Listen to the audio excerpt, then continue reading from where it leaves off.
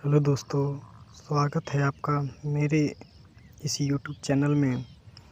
दोस्तों, आज हम सावन मास की विशेषताएं बताएंगे कि इस मास में क्या क्या व क्या कैसे कैसे करने चाहिए।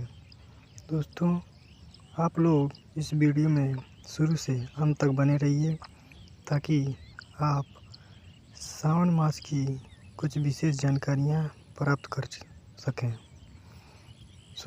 दोस्तों, वीडियो में आगे बढ़ने से पहले आप लोगों से रिक्वेस्ट है, आप मेरे चैनल को सब्सक्राइब करके वीडियो को लाइक कर दीजिए और अपने दोस्तों में शेयर भी कर दीजिएगा। चलिए वीडियो में आगे बढ़ते हैं और जानते हैं कि सावन में भगवान शिव की आराधना करने से क्या क्या लाभ होता है और घर परिवार में कैसी कैसी सुख अनुभूति होती है। दोस्तों, मैं आपको बताना चाहता हूँ कि अगर आप सावन में भगवान शिव की आराधना व भक्ति करना चाहते हैं तो आपको यह जानकारी होना चाहिए कि भगवान शिव की आराधना कैसे व किस प्रकार होती है।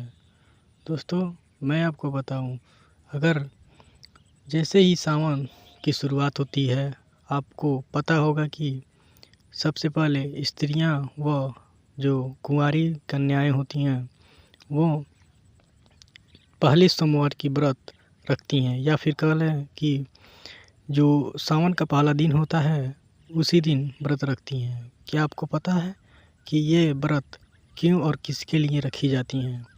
दोस्तों, अगर आपको यह नहीं पता है तो आपको मैं बता दूं कि यह व्रत कुंवारी लड़कियां अच्छा वर पाने के लिए व अगर घर में स्त्रियां जो होती हैं वो व्रत घर की सुख समृद्धि के लिए यह व्रत रखती हैं।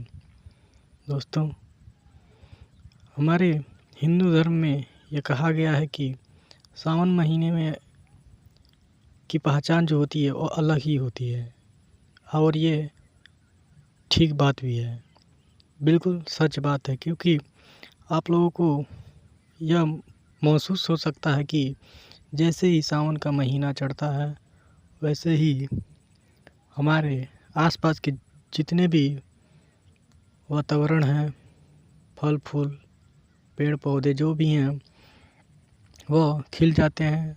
उनकी पुरानी पत्तियां झड़कर नई वापिस हो जाती हैं, नई नई पत्तियां उगती हैं और नए नए फल लगते हैं। इसी समय धान की रोपाई के सीज़न आता है और वर्षा होती है। सावन में वर्षा का होना बहुत ही सुंदर व पवित्र माना जाता है, क्योंकि माना जाता है कि भगवान शिव ही इस वर्षा को किसानों को खुश करने के लिए देते हैं ताकि उनकी जो फसलें हैं वो जल्दी से तैयार हो सके और किसानों को फ़ायदा हो सके। दोस्तों, क्या आपको पता था इसके पहले इन सभी चीज़ों के बारे में? अगर नहीं तो भी कमेंट करिएगा और हाँ तो भी कमेंट करिएगा। दोस्तों, कहने के तो बहुत हैं लेकिन मैं कुछ बातें ऐसी बताना चाहता हूँ जो बाकी सभी जगह आपको नहीं मिलेगा। दोस्तों, आपको पता होना चाहिए कि भगवान शिव इस मौसम का बहुत ही सुनहरा आनंद लेते हैं। वह भले ही हमें आंखों से नहीं दिखाई देते हैं लेकिन वे पूरे सावन भर हमारे आसपास ही रहते हैं और सबकी चिंता करते हुए सबकी देखभाल करते हैं। इसी के साथ वह जितने भी हमारी कष्ट होती हैं, हमारे जीवन में जितनी भी परेशानियां होती हैं, लोगों के जितने भी कष्ट या किसी भी प्रकार का दुख होता है, वह सावन के महीने में अगर एक व्रत रख ले तो उसकी सारों मनोकामनाएं पूरी हो जाती हैं और जो भी कष्ट होते हैं वो दूर हो जाते हैं। दोस्तों, आप लोगों को तो पता ही होगा कि इस समय सावन का पावन महीना में लोगों के द्वारा कांवड़ यात्रा किया जाता है, जो बैद्यनाथ जाया जाता है। इस कांवड़ यात्रा को लोग बहुत ही दूर दूर से, बहुत ही मेहनती से करते हैं। लेकिन इस यात्रा को सबसे पहले शुरुआत किसने की थी, यह भी जानना बहुत ही ज़रूरी है। क्योंकि दोस्तों, हमारे यहाँ क्या होता है कि बहुत सारे लोग बहुत सी विधि विधान से पूजा पाठ करते हैं, लेकिन उसका मुख्य उद्देश्य क्या होता है, किसने शुरू किया था, कैसे हुआ था, आखिर इस त्यौहार का उत्पन्न, यह सब जानना बहुत ही कम लोगों के बीच में रह गया है। यह सब जानना बहुत ही आवश्यक है, क्योंकि आप हमारे हिंदू धर्म के हैं।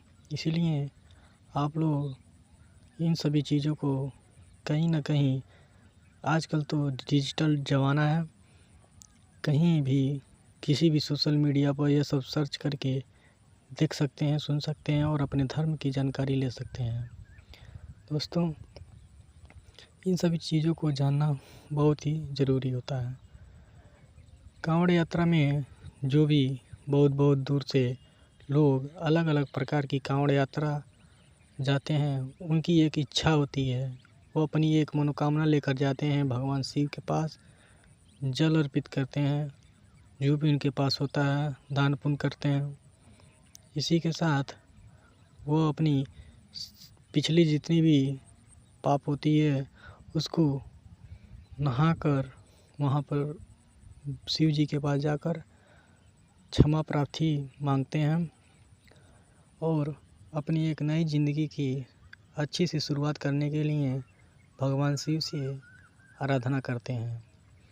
दोस्तों, आप लोग अगर कभी किसी मुसीबत में पड़ जाइएगा तो क्या याद आता है? सबसे पहले हमें भगवान ही याद आते हैं। लेकिन आप लोगों को ये भी सोचना पड़ता है कि हमें पूजा पाठ कब और कैसे करनी चाहिए। ये बहुत ही शर्मिंदगी की बात है। हमें भगवान की ध्यान तब नहीं करना चाहिए जब उनकी ज़रूरत हो, बल्कि हमें उनकी ध्यान हमेशा 24 घंटे हर दिन हर पल उनकी आराधना करनी चाहिए, ताकि वो हमें एक अच्छी दे सके। दोस्तों, चलिए वीडियो में आज के लिए इतना ही मैं ख़त्म करता हूँ। मिलते हैं किसी और नए वीडियो में नए टॉपिक के साथ। तब तक के लिए धन्यवाद।